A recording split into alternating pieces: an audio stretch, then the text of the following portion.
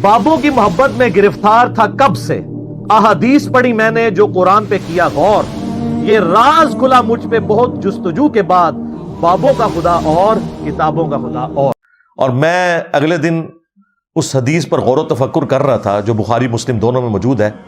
تو ایک ایسا اس میں علمی نقطہ میرے سامنے آیا جو میں نے آج تک کسی ویڈیو میں بیان نہیں کیا، آج میں بیان کر دیتا ہوں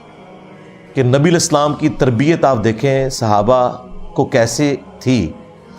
کہ بخاری مسلم میں حدیث ہے نبی الاسلام جب مدینہ شریف آئے تو یہودی 10 محرم کا روزہ رکھا کرتے تھے،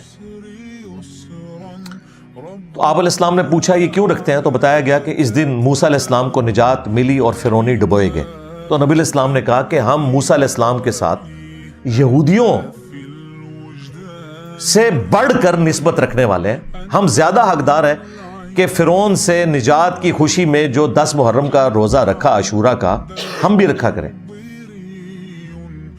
تو تم بھی 10 محرم کا روزہ رکھو۔ بات ختم ہو گئی، لیکن نبی علیہ السلام کی تربیت دیکھیں، صحابہ نے کہا یا رسول اللہ یہ تو یہودیوں کی مشابہت ہو جائے گی، یعنی نبی صلی اللہ علیہ وآلہ وسلم سے سیکھ کر صحابہ اکرام حضور کی توجہ دلا رہے ہیں کہ آپ نے تو ہمیں منع کیا ہوا ہے یہود و نصارہ کی مشابہت اختیار کرنے سے،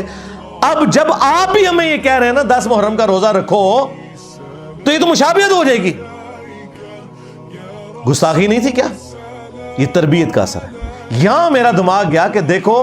کیا تربیت تھی کہ نبی الاسلام بھی کوئی حکم دینا تو اندھے بن کے نہیں تھے صحابہ کرام اس حکم کو سنتے، اس میں اگر کوئی سکم موجود ہوتا تھا تو وہ ہائی لائٹ کرتے تھے، کہ یا رسول اللہ آپ نے تو خود منع کیا ہوا تو یہ تو مشابہت ہو جائے گی، اور آپ نے بھی اس کو ایکسپٹ کر لیا، آپ نے فرمایا ٹھیک ہے اگلے سال اگر میں زندہ رہا تو 9 کا روزہ بھی رکھوں گا، یعنی تم 2 روزے رکھو 9 اور 10، یعنی صحابہ کرام نے جو پوائنٹ ہائی لائٹ کیا تھا نبی الاسلام نے اسے مان لیا۔ اور یہاں پہ کہہ رہے ہیں جی آپ کا پیر جو مرضی کہ آپ نے آنکھیں بند کر، نبی الاسلام کے ساتھی تو اس طرح نہیں تھے، خود نبی الاسلام کے ساتھ ان کا ایٹیچیوڈ دیکھیں کیسا تھا، یا رسول اللہ آپ نے تو منع کیا ہوا تھا، تو پھر آپ صلی اللہ علیہ وآلہ وسلم نے کہا کہ ٹھیک ہے تم 9 کا بھی روزہ رکھو تاکہ یہودیوں کی مشابہت والا معاملہ نہ ہو۔